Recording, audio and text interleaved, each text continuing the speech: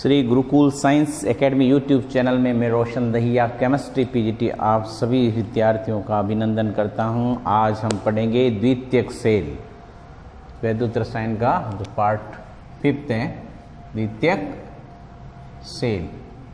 तो देखिए स्टूडेंट्स, आज जो हमारा टॉपिक है वो है द्वितीयक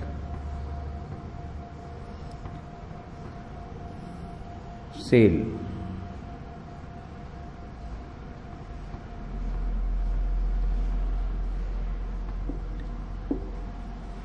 कल हमने प्राथमिक सेल पढ़े थे। प्राथमिक सेल किसको कहते हैं? जिसको एक बार काम लेने के बाद में दूसरी बार उसको काम में नहीं लिया जा सकता, वो कहलाता है प्राथमिक सेल।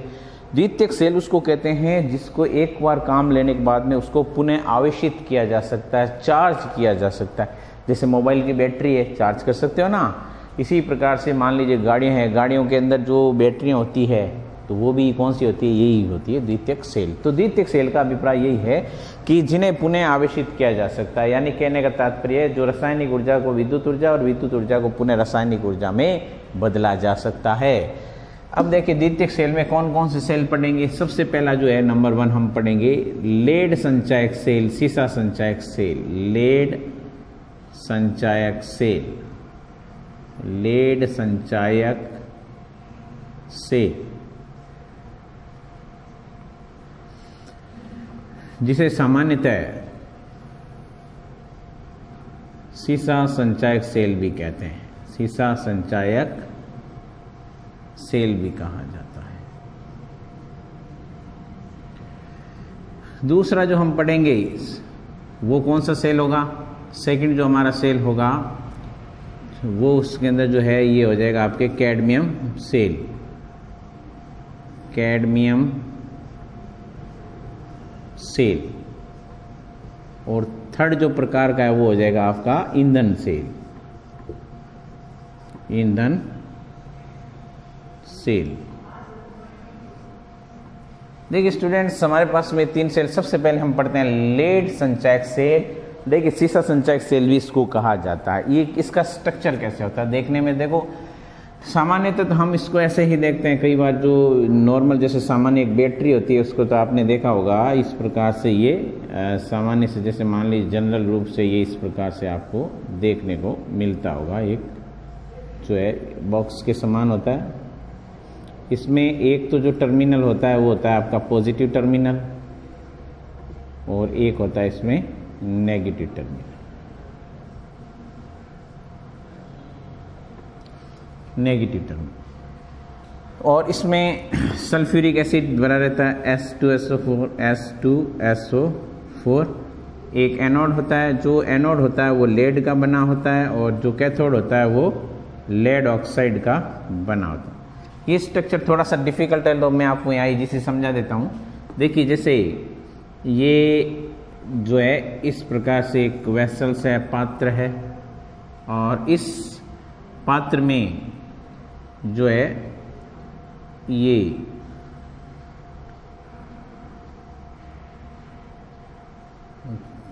इस प्रकार से टर्मिनल अरेंज होते हैं। ये जो मैं वाइट कलर का इसको बना देता हूँ ये पूरे, और ये कैथोड है पूरा कंप्लीट। ये माइनस टर्मिनल हो गया कैथोड, और एनोड उनको मैं ये ब्लैक कलर से दर्शा दूंगा।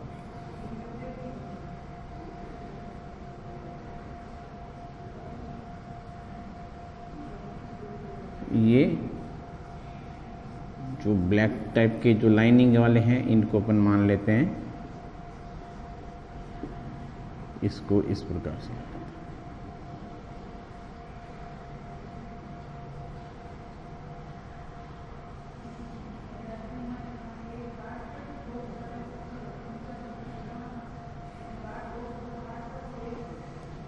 ये देखिए ये हो गया इसका कैथोड। तो देखिए इसमें जो वैद्युत अपघट्य पदार्थ है वो इसके अंदर क्या है? सल्फ्यूरिक एसिड है H2SO4। इसमें वैद्युत अपघट्य पदार्थ होता है H2SO4। देखिए क्या है कि इसमें जो सल्फ्यूरिक एसिड वैद्युत अपघट है उसमें जो है ये डूबा है, क्या डूबा हुआ है इसमें, जो एनोड और कैथोड दोनों वैद्युत अपघट में। तो इसका मतलब इसमें जो एनोड कौन सा हो गया, इसमें जो एनोड है वो तो हो गया लेड, और कैथोड क्या हो गया, कैथोड जो है उसमें हो गया लेड ऑक्साइड, तो PbO2। और जो वैद्युत अपघट है, वैद्युत अपघट है वो इसमें क्या होगा स्टूडेंट्स, सल्फ्यूरिक एसिड H2SO4। तो ये देखिए इस उसी से संचयक सेल होता है, उसमें वैद्युत अपघट है, तो आप हो गया सल्फ्यूरिक एसिड्स, कैथोड हो गया लेड ऑक्साइड्स और एनोड हो गया इसमें लेड। अब देखिए इस ये किसकी जो वर्किंग है, ये कैसे वर्क करता है। तो सबसे पहले देखिए एनोड पर रिएक्शन, एनोड पर क्या रिएक्शन होती है वो देखिए। तो सबसे पहले हम एनोड पे रिएक्शन देखेंगे। तो लेड होता है वो सल्फेट आयन के साथ में किस प्रकार से रिएक्शन करता है, तो ये देखिए -2, तो क्या बनेगा, यहाँ बन गया lead sulphate PbSO4 plus 2 electron lead sulphate बना। और जो कैथोड होता है उस पर क्या रिएक्शन होगी, कैथोड पे भी देखिए रिएक्शंस, जो लेड ऑक्साइड है PbO2 लेड ऑक्साइड है वो सल्फेट्स आयंस के साथ में रिएक्शन करेगा, plus hydrogens ions plus electrons, तो इक्वल टू ये भी क्या बनेगा लेड सल्फेट।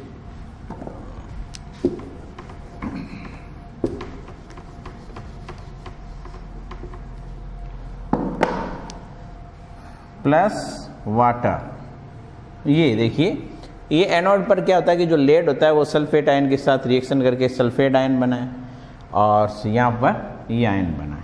देखिए बैलेंस कर देता हूँ, ये जो हो जाएगा इसमें ये 2 और यहाँ पर आपके ये हो जाएगा 4। अब देखिए ये एनोड पे हमेशा कौन सी रिएक्शन होती है, मैंने बता दी, ये ऑक्सीकरण रिएक्शन। ये कौन सी विक्रिया है, ये ऑक्सीकरण है, ये ऑक्सीकरण है। और ये कौन सी रिएक्शन है, ये आपका है अपचयन अभिक्रिया, अपचयन अभिक्रिया। तो देखिए इसको ध्यान से देखना रिएक्शन को। अब हम इन दोनों को जो है ऐड करते हैं तो ये रेडॉक्स रिएक्शन हो जाएगी। तो रेडॉक्स रिएक्शन देखिए 2 इलेक्ट्रॉन से 2 इलेक्ट्रॉन कैंसिल हो गए, तो पीछे क्या बचा, ये देखिए Pb प्लस PbO2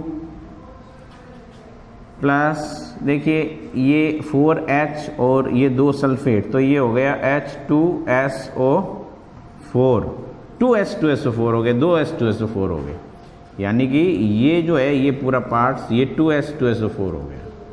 उसके बाद में देखिए स्टूडेंट्स पीछे हमारे पास में क्या बचा है, PbSO4 बचा है। कितने PbSO4, 2 बचे हैं, ध्यान से देखना 2। तो यहाँ मैंने लिख दिया 2 प्लस और फिर ये हमारे पास में बचा 2H2O। तो ये रिएक्शन होगी कंप्लीट रिएक्शन, यानी जो रेडॉक्स रिएक्शन है वो ये होगी इनकी, ये रेडॉक्स। तो ये जो है वर्किंग जो इसकी मैंने बताई थी वो इस प्रकार से इसकी वर्किंग होती है। किसकी, लेड संचयक सेल है। अब हम दूसरा सेल पढ़ेंगे, कौन सा सेल पढ़ेंगे, कैडमियम सेल। तो देखते हैं कैडमियम सेल। अब हम जो सेकेंडरी सेल है, द्वितीयक सेल है, वो पढ़ेंगे कैडमियम सेल। देखिए कैडमियम सेल, कैडमियम सेल। देखिए कैडमियम सेल का स्ट्रक्चर कैसे होता है, एक सिलेंडर होता है और इस सिलेंडर के बीच में एक मिडल में कैडमियम का एनोड होता है।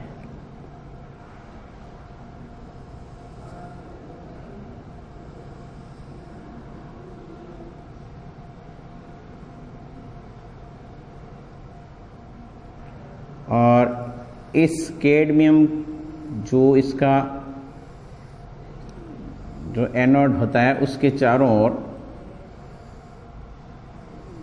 मेटल की जो फॉइल होती है उनकी लेयर होती है।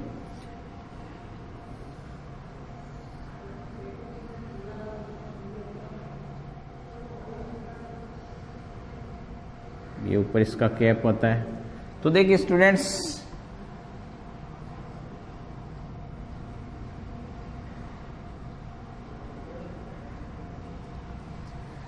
तो यहाँ देखिए ये जो कैडमियम है, कैडमियम का तो यहाँ क्या हो गया, एनोड हो गया, और जो निकल ऑक्साइड होता है उसका इसमें क्या हो गया, कैथोड हो गया। इसमें पोटेशियम हाइड्रोक्साइड विद्युत अपघटय के रूप में हो गया। और इसमें देखिए जो कुछ फॉइल होती है, जैसे मान लीजिए ये आपका जो एनोड है, इसके चारों ओर बहुत सारी ऐसे लेयर होती है, और वो लेयर चारों ओर होती है, 3 कलर की होती है। देखो एक तो होता है येलो कलर, एक होता है ब्लू कलर, और एक जो लेयर होती है वो होती है रेड कलर की। तो रेड कलर की जो लेयर है वो पॉजिटिव टर्मिनल है, ब्लू कलर की जो लेयर होती है वो नेगेटिव टर्मिनल होती है, और जो येलो है वो विभाजक होता है, सेपरेट विभाजक।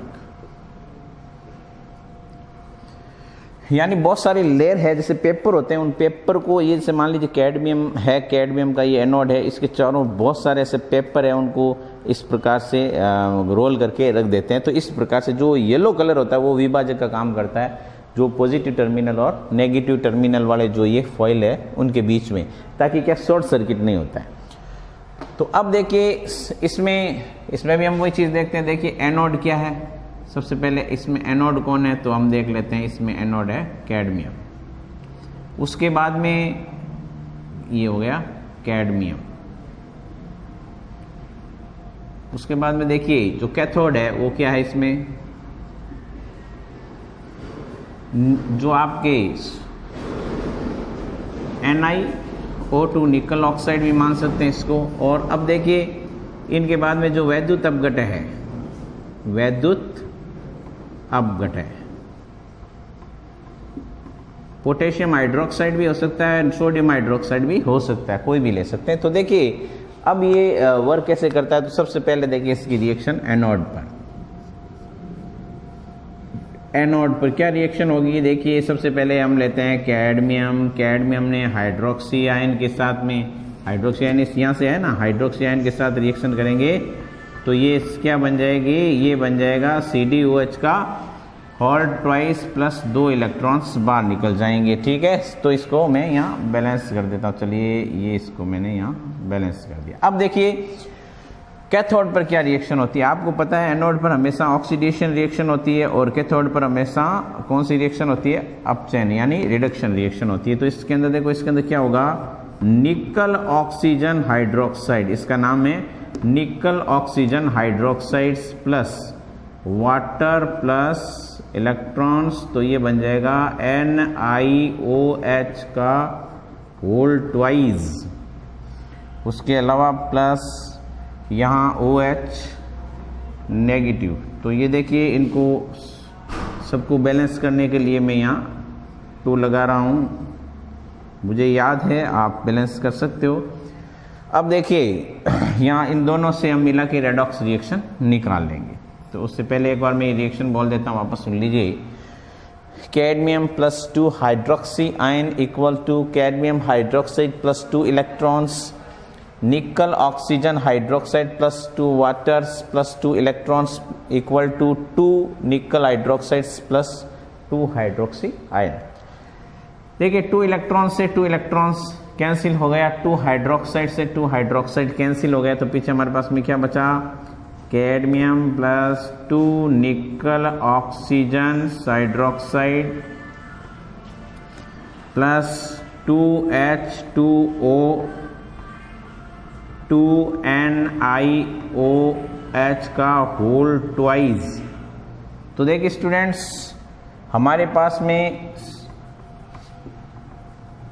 ये देखिए प्लस, साथ में ये और है CdOH का होल ट्वाइस। ये कंप्लीटली रिएक्शन बन गई। कैसे बन गई, CdNi यानी निकल ऑक्सीजन हाइड्रोक्साइड प्लस 2 वाटर, ये तो कट गया। अब उधर वाला देखिए, एक तो हमारे पास में ये आ रहा है, एक ही आ रहा है, तो कंप्लीटली रिएक्शन ये हो गई। स्क्रीनशॉट ले सकते हैं आप।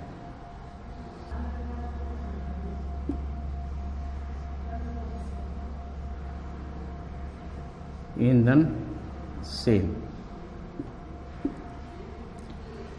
देखिए ईंधन सेल जो होता है उसमें यहाँ ध्यान से देखिए किस प्रकार का होता है, पहले स्ट्रक्चर देखिए इसकी, ये देखिए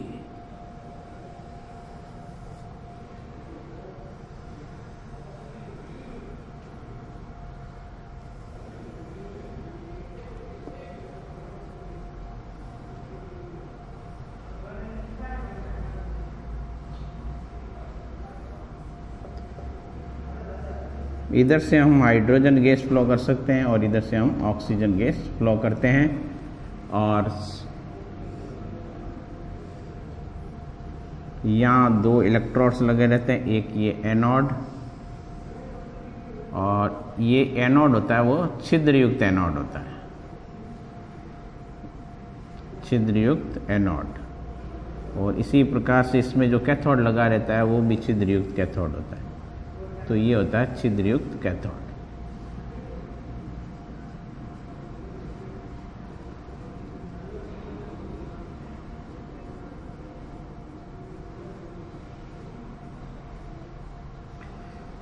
अब देखिए ये जो आपका छिद्रयुक्त, ये एनोड हो गया और ये छिद्रयुक्त कैथोड हो गया। इनमें जो है वो प्लेटिनम उत्प्रेरक के रूप में बना रहता, प्लेटिनम या पैलेडियम कोई भी उत्प्रेरक के रूप में बना रहता। हाइड्रोजन और ऑक्सीजन मिलेंगे, जो वाटर बनेगा वो यहाँ से बाहर आएगा और पोटेशियम हाइड्रोक्साइड इसमें वैद्युत अपघट्य के रूप में होता है।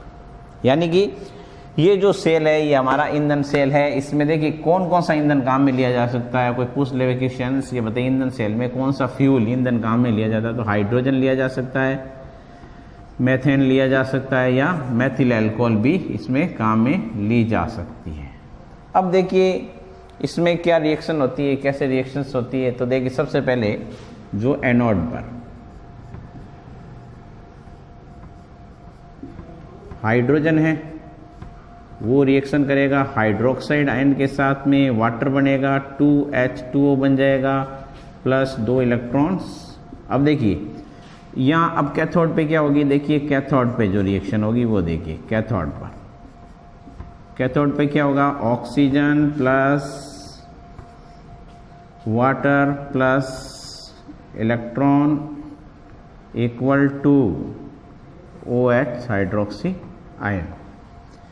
अब देखिए हम इनको जो है टोटल हम इसी को बैलेंस कर देते हैं। तो यहाँ मैं लगा देता हूँ 2, ये हो गया यहाँ पर 4, ये जो है इसको 4, यहाँ पर भी हमको करना पड़ेगा इसको बैलेंस, 2 से पूरा मल्टीप्लाई, तो ये हो जाएगा 4 और ये हो जाएगा 4, ये 4 और यहाँ पर भी ये हो गया 4, यहाँ हो गया आपके ये 2। तो देखिए स्टूडेंट्स ये रिएक्शन है और अब हम इसको सॉल्व करते हैं। एनोड और कैथोड से हमको क्या मिलेगी, जो कौन सी रिएक्शन मिलेगी, रेडॉक्स अभिक्रिया मिलेगी। रेडॉक्स अभिक्रिया कैसे मिलेगी, 4 इलेक्ट्रॉन से 4 इलेक्ट्रॉन्स यहाँ से कैंसिल हो गए।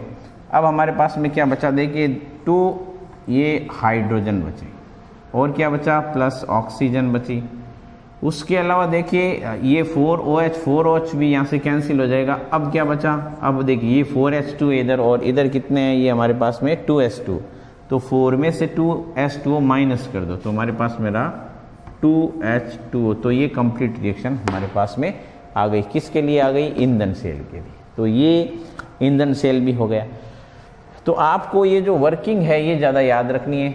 तो हमने आपको बताया था सबसे पहले कौन सा सेल था हमारे पास में, हमने कौन सा सेल लिया, सीसा संचायक सेल। सीसा संचायक सेल्स में एनोड कौन था, लेड था, और उसके अंदर जो कैथोड कौन सा था, लेड ऑक्साइड था, और उसके अंदर वैद्युत अपघट्य कौन सा था, सल्फ्यूरिक एसिड था।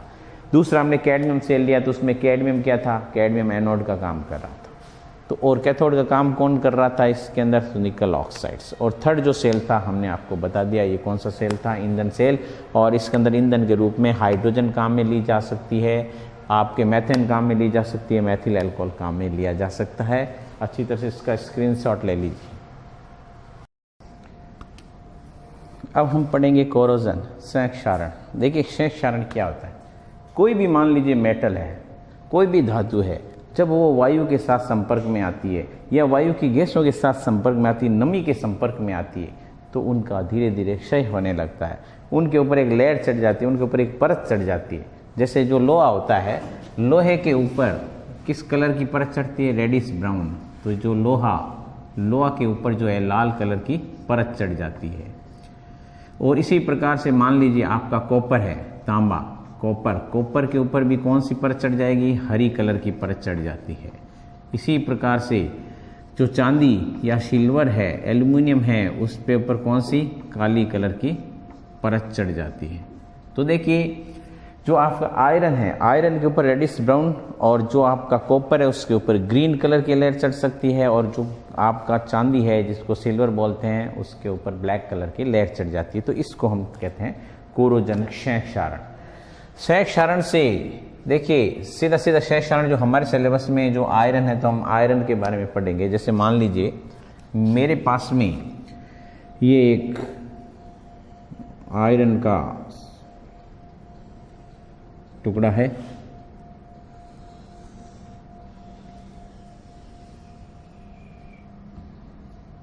अब देखिए होता क्या है, जब ये क्षय क्षारण की स्थिति होती है तो क्षय क्षारण की जो स्थिति में जो हमारा ये आयरन का टुकड़ा एक जो है वैद्युत रासायनिक सेल की तरह काम करता है। जैसे मान लीजिए आयरन है, आयरन के इधर वाला भाग मान लीजिए आपका एनोड का काम करेगा और इधर कैथोड का काम करेगा। तो एनोड का काम करेगा तो ये एक इलेक्ट्रॉन इसको देता है, तो ये मान लीजिए इसको 2 इलेक्ट्रॉन दे देता। तो 2 इलेक्ट्रॉन देने के कारण से यहाँ पर क्या है, ये नमी है, मॉइस्चर, नमी, यहाँ H आयन है, हाइड्रोजन आयन है। कहाँ से आया ये हाइड्रोजन आयन, कहाँ से आया, देखिए ये कैसे आया यहाँ हाइड्रोजन आयन, वो देखिए ये सीधा सीधा है। जैसे मान लीजिए सपोज कीजिए वाटर और वायुमंडल में कौन सी गैस होती है, CO2, तो ये क्या बन गई, कार्बोनिक एसिड बन गया H2CO3। और जो H2CO3 है, H2CO3 कार्बोनिक एसिड है, जब ये अपघटित होता है तो सीधा सीधा इसके अंदर हाइड्रोजन आयन बनता है और प्लस उसके अंदर क्या बनेगा, ये कार्बोनेट आयन बन जाएगा। तो देखिए ये हाइड्रोजन आयन आ गया। तो अब देखिए इसके साथ में क्या होता है कि जैसे मान लीजिए आयरन है और आयरन ने जैसे मान लीजिए इसने इलेक्ट्रॉन का त्याग किया तो देखिए Fe और इक्वल टू Fe+2 इलेक्ट्रॉन होंगे पहले, ठीक है। तो उसके बाद में ऑक्सीजन ने जो हाइड्रोजन आयन के साथ में रिएक्शन किया तो ये वाटर बना। फिर क्या हुआ कि यहाँ देखिए 4 इलेक्ट्रॉन है, तो इसको रिएक्शन को पूरी बैलेंस करने के लिए मल्टीप्लाई किया 2 से, तो 2Fe equal to 2Fe+2 plus यहाँ 2 थे तो 2 को 2 से मल्टीप्लाई किया तो ये क्या आ गया, आपके 4 आ गया। तो देखिए 4 इलेक्ट्रॉन से 4 इलेक्ट्रॉन क्या हो गए, कैंसिल हो गए। तो पीछे हमारे पास में क्या बचा, देखिए Fe 2Fe है प्लस ऑक्सीजन है प्लस ये 4H आयन है इक्वल टू ये देखिए Fe+2 है और ये वाटर है। अब देखिए जो ये आयरन है Fe+2, ये जो आयरन है ये वाटर के साथ में और ऑक्सीजन के साथ में रिएक्शन करता है। हमेशा ध्यान रखिए जो कोरोजन होता है, क्षय क्षारण होता है, वो केवल वाटर की उपस्थिति में नहीं होगा, उसके लिए हमेशा ऑक्सीजन की आवश्यकता होती है। गैस होना बहुत ही जरूरी है, और या फिर वाटर होती है वो उसके अंदर जो है वाष्प के रूप में होनी चाहिए, आपका गैस ही फॉर्म में होनी चाहिए।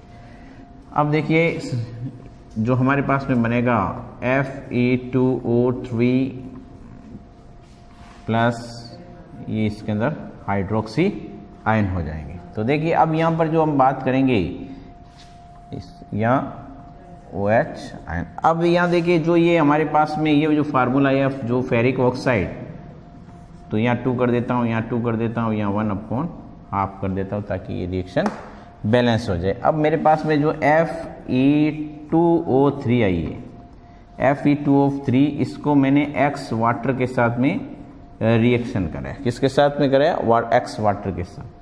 तो मेरे पास में आ गया Fe2O3.XH2O, यानी कि ये जंग का फार्मूला है, जंग रस्टिंग जिसको कहते हैं काट। तो ये काट का फार्मूला जिसको अपन कह सकते हैं जल योजित आयरन ऑक्साइड, जल योजित फेरिक ऑक्साइड, फेरिक ऑक्साइड। तो ये हमारे पास में जल योजित फेरिक ऑक्साइड आ गया। तो यहाँ देखिए इसको ध्यान से वापस कि ये क्या हुआ, जो आयरन था वाटर के साथ में रिएक्शन किया, ये हाफ SO2 है, हाफ आधी ऑक्सीजन है, और इसने फेरिक ऑक्साइड बनाया, और ये H+ आयन है, 4 आयन मुक्त हो गए।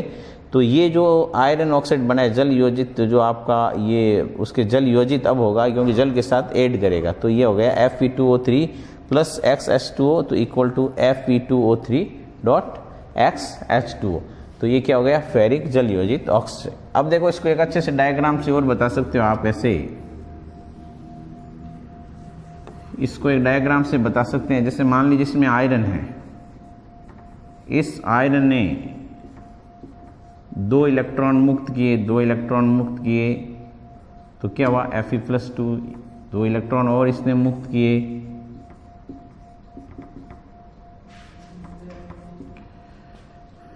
तो यहाँ पर टोटल जो है ये इलेक्ट्रॉन मुक्त करने से 4 इलेक्ट्रॉन्स मान लीजिए मुक्त हो गए, और यहाँ पर ये हाइड्रोजन आयन है 4 और उसके साथ में 2H2O। तो क्या हुआ, इस पूरे डायग्राम में देखिए ध्यान से कि यहाँ पर जो ऑक्सीजन थी, ऑक्सीजन के साथ में रिएक्शन होने के कारण से यहाँ रस्टिंग हो गई, और ये हो गया Fe2O3, फेरिक ऑक्साइड बन गया।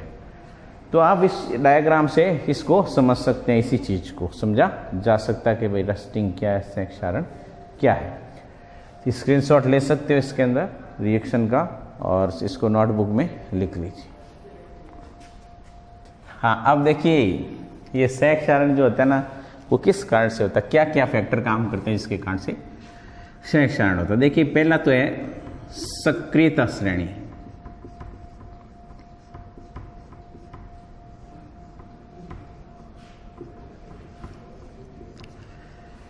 जैसे मान लीजिए कोई भी धातु है, वो सक्रियता श्रेणी में यदि मान लीजिए ज़्यादा सक्रिय है, तो उसके अंदर क्या होगा, ज़्यादा संयोग क्षारण होगा, और उसके अंदर जंग ज़्यादा लगेगा, कोरोजन होगा, उसका रस्टिंग होगी। और जो कम सक्रिय है, जैसे आपके ये सोना है, चांदी है, प्लेटिनम है, इनमें कभी भी कोरोजन नहीं होता है। तो सक्रियता श्रेणी में जो अधिक सक्रिय धातु होगी उसका कोरोजन होगा, संयोग क्षारण होगा। तो सक्रियता श्रेणी पर निर्भर करता है, ज़्यादा सक्रिय संयोग क्षारण होगा, कम सक्रिय संयोग क्षारण नहीं होगा। दूसरा है उसमें अशुद्धियां।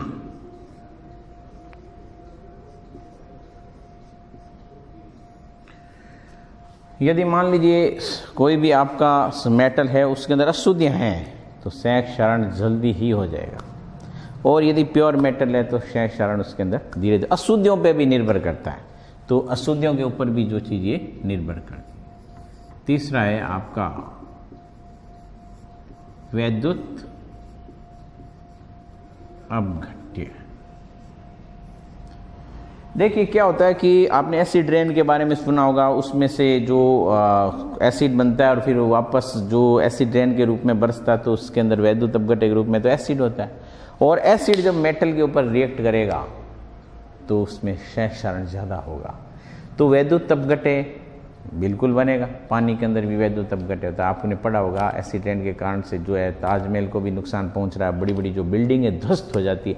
और एक संयोग क्षारण से होती है ये सारा काम, संयोग क्षारण। क्योंकि संयोग क्षारण जो होता है आयरन का, वो एक सीरियस केस है, क्योंकि वो आयरन को हमेशा काटता है। तो वैद्युत अपघट्य के रूप में जब पानी आता है एसिड रेन के रूप में, या वैद्युत अपघट्य किस प्रकृति का, तो उस पर भी निर्भर करता है। नमी व वायु।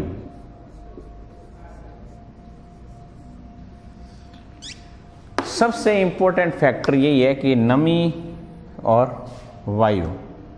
तो नमी और वायु वहाँ पर ज़्यादा है तो ज़्यादा संयोग क्षारण होगा। बरसात के समय में नमी ज़्यादा होती है तो आयरन के जितने भी हमारे जो गेट होते हैं या कोई भी आयरन की चीज़ होती है उसका संयोग क्षारण होता है। छोटे पॉइंट है, कोई ज़्यादा आपको 1 मिनट में समझ में आ जाएंगे। पांचवा जो है मान लीजिए असमतल आकार, असमतल सतह। जैसे आयरन की सतह है वो ऐसे नहीं होके यहाँ थोड़ी सी असमतल हो, तो क्या होगा, यहाँ नमी ज़्यादा ठहरेगी, यहाँ हाइड्रोजन आयन ज़्यादा होंगे। मैंने आपको डायग्राम में जब बताया था यहाँ से ये असमतल सतह बताई थी। तो असमतल सतह है तो क्षय क्षारण होगा। तो ये फैक्टर काम करते हैं। कोई भी जो धातु है उसका क्षय क्षारण तभी होगा जब सक्रियता श्रेणी के अंदर क्या हो, जो ज़्यादा सक्रिय हो तो उसका ज़्यादा क्षय क्षारण होगा। अशुद्धियाँ उसमें है तो ज़्यादा क्षय क्षारण होगा। वैद्युत अपघटय की प्रकृति पे भी निर्भर करता है, तो उस हिसाब से उसका क्षय क्षारण होता है। नमी और वायु पर भी निर्भर करता है। अधिक नमी है और वायु में ऑक्सीजन है तो सीधा सीधा ये इफेक्ट डालेगा और क्षय क्षारण होगा। असमतल सतह, यदि कोई आयरन की सतह सीधी नहीं होगी, थोड़ा सा भी असमतल है, हल्का सा, तो क्षय क्षारण होगा। क्योंकि देखो वहाँ पानी इकट्ठा होगा, पानी नमी इकट्ठी होगी और नमी के कारण से क्षय क्षारण होगा। तो ये भी फैक्टर काम करता है। अब देखिए क्षय क्षारण को जो है हम उससे कैसे बच सकते हैं। हमारे घर में कोई भी आयरन की चीज़ है, कोई भी मेटल की, कोई भी धातु की चीज़, उसको क्षय क्षारण से हम कैसे बचा सकते हैं। तो देखिए बचाने के तरीके, क्षय क्षारण को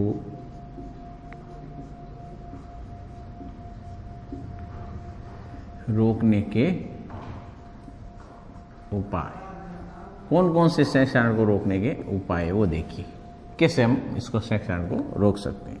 तो देखिए सबसे पहला जो है, इसमें आप जो है पेंट कर सकते हो, ग्रीस लगा सकते हो, ऑयलिंग कर सकते हो, तो इनके द्वारा ये क्षय क्षारण को रोक सकते हैं। जैसे आपके घर में कोई आयरन का गेट है, उसके ऊपर क्षय क्षारण होता है, जंग लग रहा है या मान लीजिए कोरोजन हो रहा है, रस्टिंग हो रही, तो आप उसके ऊपर पेंट कर दीजिए, ऑयल लगा दीजिए, ग्रीस लगा दीजिए, उसका क्षय क्षारण नहीं होगा। दूसरा जो हमारा पॉइंट है वो है गैल्वेनाइजेशन। गैल्वेनाइजेशन क्या होता है? देखिए गैल्वेनीकरण, गैल्वेनाइजेशन, जैसे मान लीजिए ये एक आयरन का पाइप है, लोहे का पाइप है, इसके ऊपर क्षय क्षारण हो रहा है, तो हम इसके ऊपर जिंक की लेयर चढ़ा देते हैं। किसकी लेयर चढ़ा देते हैं? जिंक की। तो किसी भी आयरन की वस्तु के ऊपर जिंक की परत चढ़ाना क्या कहलाता है? गैल्वेनाइजेशन कहलाता है। तो उसको हम क्या कह सकते हैं? गैल्वेनाइजेशन कह सकते हैं। अब देखिए किसी भी, जो मैंने बताया था, आयरन की जो वस्तु है उसके ऊपर हमेशा जिंक की जो परत चढ़ना, वो क्या कहलाता है? गैल्वेनाइजेशन कहलाता है। तीसरा है जो है मिश्र धातु, एलॉइज, मिश्र धातु। मान लीजिए जो आयरन की वस्तु है उसके ऊपर ये मान लीजिए कोरोजन हो रहा है या क्षय क्षारण हो रहा है, तो इसका एक सबसे बड़ा अच्छा तरीका ये है, जैसे मान लीजिए पीतल जो होता है, आपने पढ़ा होगा पीतल। पीतल हम कैसे बनाते हैं? तो ये देखिए तांबा और जिंक को मिलाकर बनाते हैं। तो जिंक और तांबा मिलाने पर पीतल बना, और जो पीतल है उस पीतल का कभी भी क्षय क्षारण नहीं होता, रस्टिंग नहीं होती। इसी प्रकार से देखिए कांसा, ये कैसे बनता है? तांबा और टीन को मिलाने से बनता है। टीन और तांबे को जब मिलाते हैं तो कांसा बनता है, कांसे का भी क्षय क्षारण नहीं होता है। इसी प्रकार से स्टेनलेस स्टील,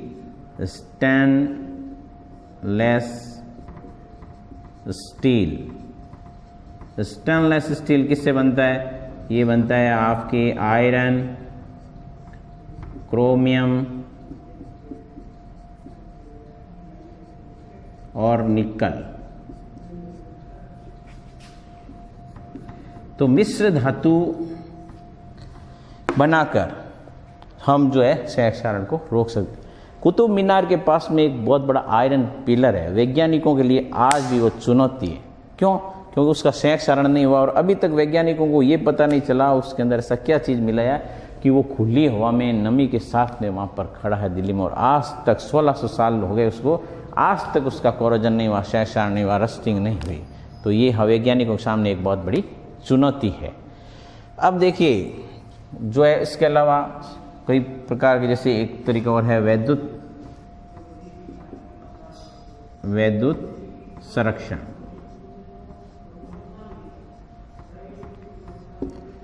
ये क्या होता है? जैसे मान लीजिए जमीन के नीचे जो पाइप डालते हैं आयरन के, उनके ऊपर क्षय क्षारण होता है, उनका मान लीजिए रस्टिंग हो जाए, तो उससे बचने के लिए क्या करते हैं? जैसे मान लीजिए जमीन के नीचे ये पाइप डालते हैं,